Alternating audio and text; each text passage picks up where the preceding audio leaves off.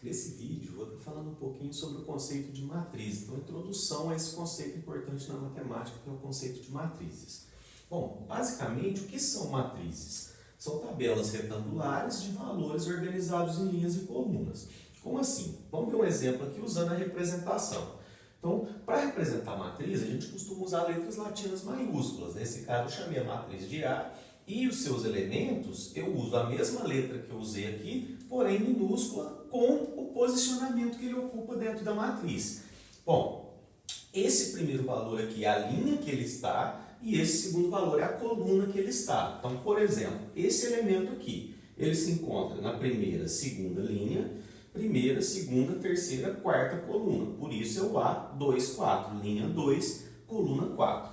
Bom, percebam que essa matriz representada aqui, ela tem 1, 2, 3 linhas e 1, 2, 3, 4 colunas. Então eu posso falar que essa matriz A do exemplo, ela é do tipo 3, que é a quantidade de linhas, por 4, que é a quantidade de colunas. Então, o tipo de uma matriz, basta dizer quantas linhas e quantas colunas ela tem nessa ordem. Então, no exemplo da A, são 3 linhas e 4 colunas. Bom, alguns tipos especiais de matrizes. Matriz nula. Como o próprio nome já fala, todos os elementos dessa matriz são nulos, ou seja, é uma matriz cheia de zero. Nesse caso, a gente costuma representar essa matriz pela letra O. Matriz quadrada. A matriz quadrada ela vai ser importante para muitos conceitos para a gente no futuro aqui. O que é a matriz quadrada? É uma matriz onde ela tem o mesmo número de linhas e de colunas. Então, por exemplo, essa matriz A aqui do exercício, ela não é uma matriz quadrada, porque ela tem 3 linhas e 4 colunas. Bom, vamos colocar aqui exemplo de uma matriz B que seja uma matriz quadrada.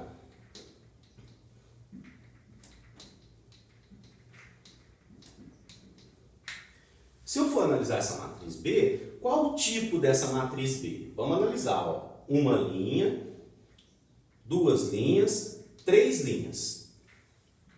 Uma coluna, 2 colunas, 3 colunas. Então eu posso falar que a matriz B, ela é do tipo 3 linhas por 3 colunas. Como os dois números são iguais, eu digo que essa matriz é quadrada. Ou eu posso dizer também que ela é uma matriz quadrada de ordem 3. Então, quando se fala em ordem ou tipo de matriz, é basicamente a mesma coisa. A gente usa muito a palavra ordem quando a matriz é quadrada, mas eu posso dizer que essa matriz A também é da ordem 3 por 4, ou do tipo 3 por 4. Bom, dando sequência, vamos falar de dois conceitos que são exclusivos das matrizes quadradas, ou seja, aquela onde o número de linhas é igual ao número de colunas. Bom, o primeiro conceito que eu vou falar é da diagonal de uma matriz quadrada. Então, quando a gente tem uma matriz quadrada, eu consigo definir aqui duas diagonais. Essa seria uma diagonal, essa diagonal eu chamo de diagonal principal, e tenho essa outra diagonal aqui. Essa outra diagonal é chamada de diagonal secundária. Bom, para a gente, a mais importante vai ser a diagonal principal. A diagonal principal ela é formada por elementos onde o número da linha que ele está e o número da coluna que ele está são iguais. Vejam, aqui é linha 1, coluna 1, linha 2, coluna 2, linha 3, coluna 3.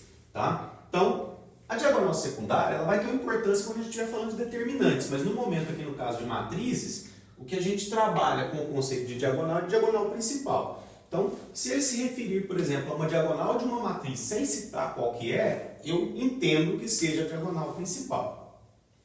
Outro conceito também que é exclusivo de matriz quadrada é o traço de uma matriz. Justamente por quê? Porque ele envolve o conceito de diagonal. O que é o traço de uma matriz? E a gente costuma representar assim, ó, TR, e aqui entre parênteses eu coloco a matriz que eu quero. Então, nesse caso, eu vou usar a matriz A do exercício, do exemplo anterior aqui. O que é o traço de uma matriz? Basta você somar os elementos da diagonal principal. Então, nesse caso aqui seria 1 mais menos 1 mais 1. Ou seja, o traço dessa matriz A é 1. Então, fazer o traço de uma matriz nada mais é que isso. Pegar os elementos da sua diagonal e somar. Outro conceito importante dentro das matrizes quadradas é o conceito de matriz identidade. O que vem a ser a matriz identidade? A matriz identidade, ela é formada por... Primeiro, vamos começar aqui com a matriz identidade 1. A gente costuma usar a letra I para a matriz identidade, outra letra reservada para uma matriz especial. Quando eu falo I1, aqui é uma matriz 1 por 1. Por quê? Porque esse conceito também é exclusivo de matrizes quadradas. Como que eu monto a matriz identidade? Está vendo a diagonal principal? Na matriz identidade, todos os elementos da diagonal principal são iguais a 1. Então, nesse caso aqui, a matriz 1 por 1, que a gente não usa muito, ela só tem um elemento. E ele fica na diagonal principal. Portanto, ele tem que ser 1. Bom, vamos ver agora esse conceito na identidade de ordem 2. Bom, aqui, então, eu tenho esse elemento é da diagonal e esse elemento é da diagonal. Veja, então aqui eu tenho a minha diagonal principal. Nesse caso, eu estou fazendo de uma matriz 2 por 2. E os outros elementos da matriz identidade? Os outros elementos são todos nulos. Então, essa é a matriz identidade. A primeira linha dela tem 1 e 0, segunda linha 0 e 1. Vamos ver aqui a I3, só para reforçar. Então, ó, esse aqui está na linha 1, coluna 1, então ele faz parte da diagonal. Então, é 1.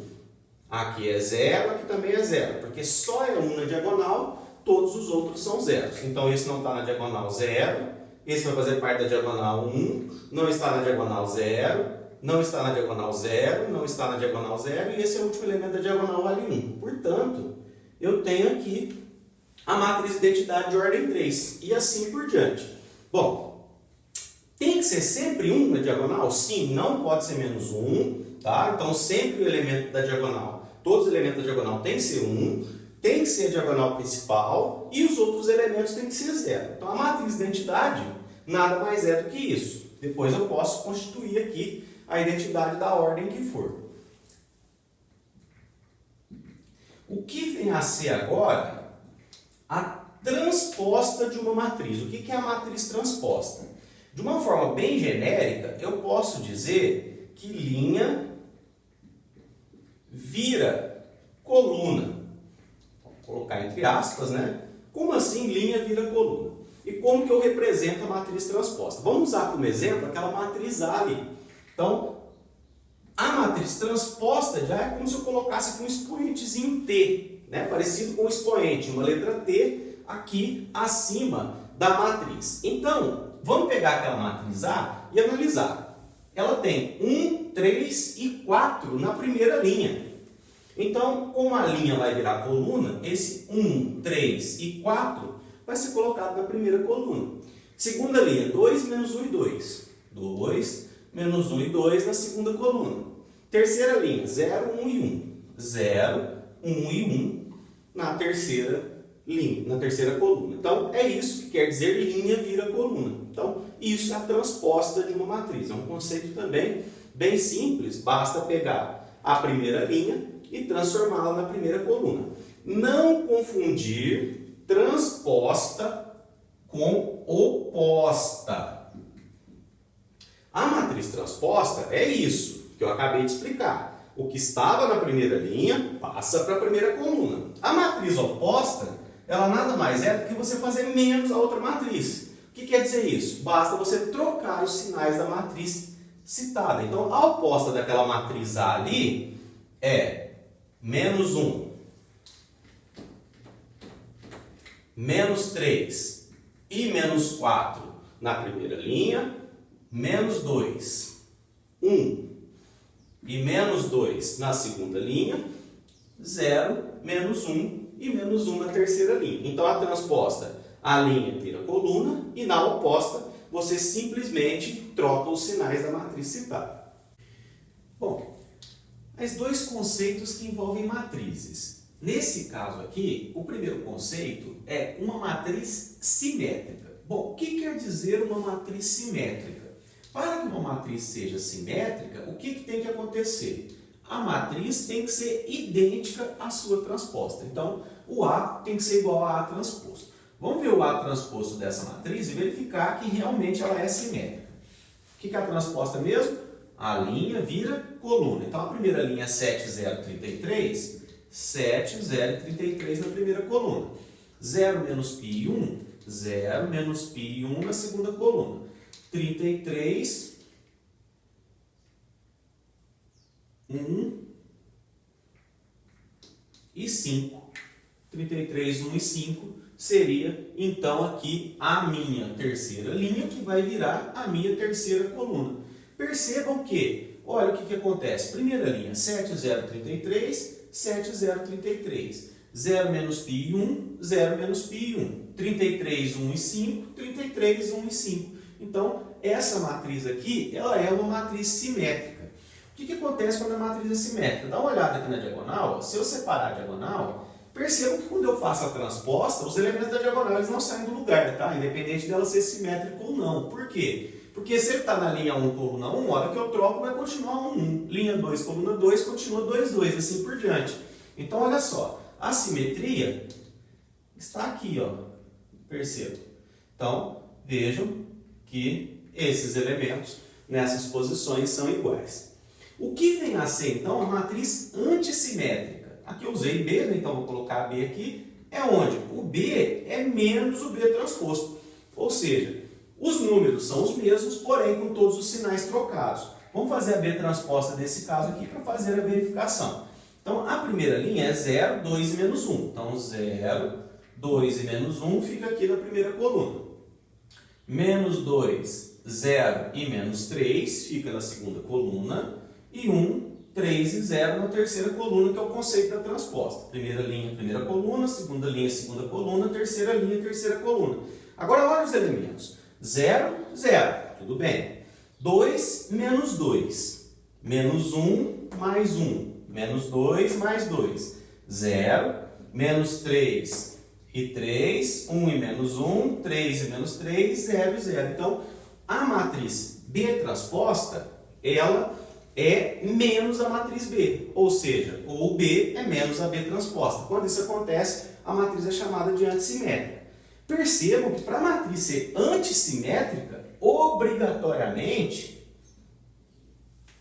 os elementos da diagonal têm que ser nulos. Porque, como eu falei, quando eu faço a transposta de uma matriz, os elementos da diagonal eles continuam na diagonal. Ou seja, então se eu coloco um 2 aqui, aqui vai continuar sendo 2. E aí ela não vai ser antissimétrica, porque para ser antissimétrica teria que ser o quê? Menos 2.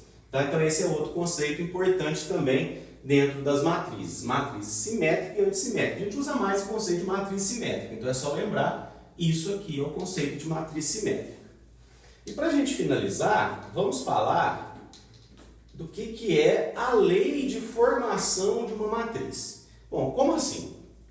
Quando eu uso a palavra lei de formação, é um modo de eu mostrar essa matriz para vocês através de uma fórmula, ou seja, uma lei que define como os elementos estão dispostos. E essa fórmula é dada em função da linha e da coluna. Por exemplo, eu vou falar que eu tenho uma matriz A, onde cada elemento Azinho e J, essa matriz A vai ser do tipo 3 por 2 e cada elemento A e J vai ser 2i mais 3j. Como assim? Essa aqui é uma forma da gente representar uma matriz relacionando os elementos com a linha e a coluna que eles se encontram. Então vamos lá. Ó. A matriz eu chamei de A, esse 3 por 2 é o tipo da matriz e aqui como que eu vou montar esses elementos. Então vamos começar com essa informação aqui que é importante para a gente, que é o tipo da matriz. Então, se ela é 3 por 2, na hora que eu for fazer a composição dessa matriz, eu vou ter que colocar 3 linhas, então vai ter um elemento aqui, um elemento aqui e um elemento aqui. 3 linhas e 2 colunas, então assim. Então, aqui está de um modo genérico os elementos da matriz A. Bom, agora vamos colocar os posicionamentos. Linha 1, coluna 1, linha 1, coluna 2. Linha 2, coluna 1, linha 2, coluna 2. Linha 3, coluna 1, linha 3, coluna 2. Então, eu sei que a minha matriz A, ela é do tipo 3 por 2, então eu tenho aqui 3 linhas e 2 colunas, e já coloquei aqui os elementos dessa matriz.